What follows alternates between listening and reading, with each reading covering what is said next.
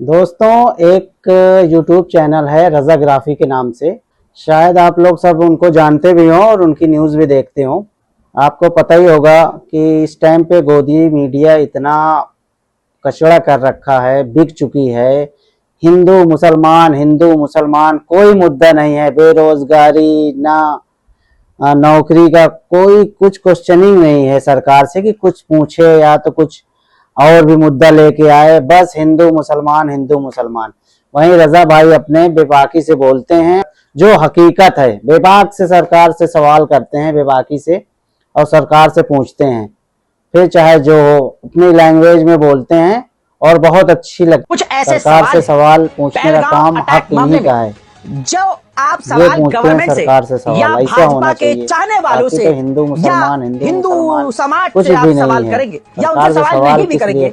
आप जब social media के ऊपर गवर्नमेंट से सवाल करेंगे तो एक समाज भड़क जाएगा कि तुम्हारे लोग थे, धर्म पूछकर मारा गया। चलिए मान लिया धर्म पूछकर मारा, तो लेकिन ये बात तो गवर्नमेंट ने क्लियर कर दी है कि वो पाकिस्तान के बॉर्डर को क्रॉस करके आए, 20 किलोमीटर पैदल चलकर आए, और जिस जगह 4 से 5 हजार रोज टूरिस्ट जाते हैं वहां पर एक पुलिस वाला भी नहीं। अब ये सवाल हम गली के चच्चा से तो नहीं करेंगे, लेकिन जब आप अमित शाह से करेंगे भाइयों, ये वीडियो देखो तो बहुत लोगों के पिछवाड़े में आग लग रही है। कहने वाला खुद ही यही भाजपा, कहने वाला यही मोदी, कहने वाला यही अमित शाह जो इस देश का गृह मंत्री है। अगले इंसान से ही तो सवाल करेंगे। अभी एक चमन लाल चौरसिया का जो है अपडेट मुझे मिला, जो लोकल में क्या चल रहा है वो बता रहा हूं। अभी हमारे एक सहयोगी हमारे साथी हैं, उन्होंने उनके इंस्टाग्राम पर और बहुत सारे हिंदू भाइयों से दोस्ती है और कुछ मुसलमान लड़कियों की भी हिंदू लड़कियों से दोस्ती है। बस वही, और साथ में हो रहे हैं काफी लंबे समय। जुमलेबाजी तो वो एक बेचारी लड़की को मतलब स्टोरी देखी अपने दोस्त की, महिला मित्र की, एक मुसलमान लड़की को, जिसने मुसलमानों को पीसफुल कम्युनिटी कह के टारगेट किया हुआ है कि ये तुम हो, ये पीसफुल कम्युनिटी ये करती है। सीधा मुसलमान कम्युनिटी पर आ गए और जिस तरह से पूरे देश में माहौल बनाया गया। अब उन झटुल्ले से कोई पूछे पीसफुल कम्युनिटी कह के तुम मुसलमानों को बता रहे हो कि मुसलमान ऐसे करते हैं वैसे करते हैं। मस्जिद के आगे नाचने वाले कौन रखा हुआ है? मस्जिद के आगे डीजे ले जाकर गाली बकने वाले मुसलमानों को कौन है? ट्रेन के अंदर सेना का जवान, रेलवे सेना का जवान 4 अलग अलग डब्बों में जाकर मुसलमानों को पहचान कर उनको गोली से भून देता है। वो हिंदू था या मुसलमान? पिछले कई सालों से मुसलमानों का नाम देखकर उनका बाइकआउट, उनकी दुकानों का बाइकआउट किया जा रहा है।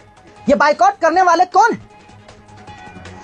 गौ रक्षा के नाम पर मुसलमानों को मारने वाले वो कौन से बहुत जरूरी है। कौन से पीसफुल कम्युनिटी के हैं भाई? और न्यूज चैनल आ जाए रजा भाई कहने से पहले अपने गरीबान में झांक लो। तुम्हारे बाप से सवाल किया जा रहा है तो तुम्हारे सीनों में तकलीफ हो रही है कि तुम्हें पता है कि तुम्हारे बाप की गलती है, तो बाप की गलती छुपाने के लिए देखिए दोस्तों, शहीद से बढ़कर कोई नहीं। शहीद हमारे जो शहीद हुए, देखिए तुम गद्दार हो क्योंकि तुम अपने देश के मुसलमानों को देशवासी नहीं समझते।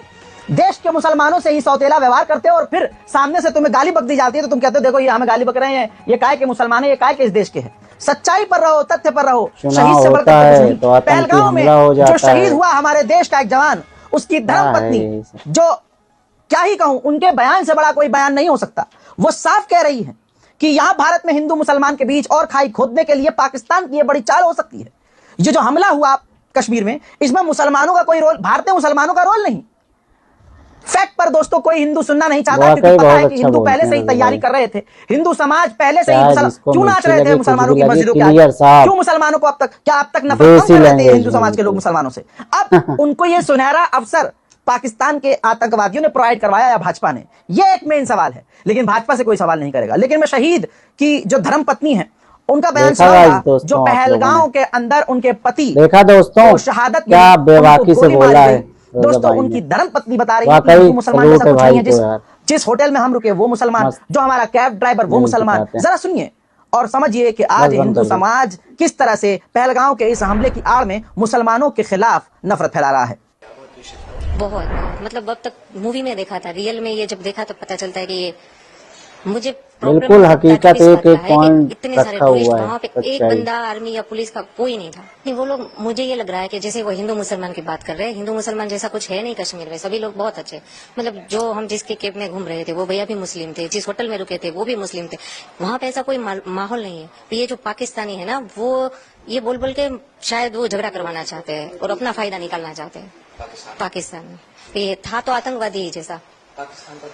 ऐसे पत्रकार देश में होना बहुत जरूरी है। ऐसे 4-5 तो गवर्नमेंट को हमसे और ज्यादा न्यूज पता है। चैनल आ पर जाएं मेरा तो रजा इतना भाई मानना है जैसे, कि ये जो तो फिर क्या हो गया? मोदी मुदिया की वोट लगा के रख अच्छे दी। से सिक्योरिटी बिठा दी सरकार थी, से या सवाल तो पूछने प्लेस का बंद काम कर दीजिए, हक इन्हीं ताकि का कोई है। जाए ना, किसी की जानहानि ना हो। ये पूछते जितना हैं गवर्नमेंट से सरकार से कंट्रोल हो वो सवाल, एरिया ऐसे ओपन होना रखो, जो चाहिए। कंट्रोल नहीं हो रहा है, वो बाकी तो जो हिंदू डेंजर जोन मुसलमान, है वहाँ हिंदू पे किसी को जाने ही मुसलमान मत दो ना। फिर कुछ भी नहीं ये है। कोई छोटा मोटा हादसा सरकार है से नहीं, अगर सवाल ये किस डेंजर लिए जोन पूछे था आदमी? तो किसी को ऊपर जाने ही क्यों दे रहे थे वो लोग?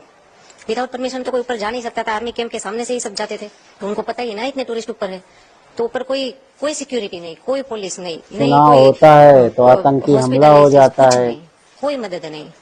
क्या है यही सब? पोनी से ऊपर जाना पड़ता है, मतलब रास्ता भी इतना खराब, अब चल के भी ना जा सको, कार बार नहीं जा सकती। अब जो लोग मुसलमानों के खिलाफ उछल रहे हैं उनको तो इतना दर्द नहीं हुआ होगा जितनी शहीद की इस पत्नी को हुआ। क्या कहा शहीद की पत्नी ने? क्या कहा कि जिन वाकई बहुत इलाके अच्छा को बोलती है गवर्नमेंट भाई। सुरक्षा नहीं दे सकती है चाहे उसको पूरा जिसको बंद कर दो, मिर्ची लगे, कुछ भी लगे, या क्लियर फिर वहां पर साफ सिक्योरिटी तैनात करो।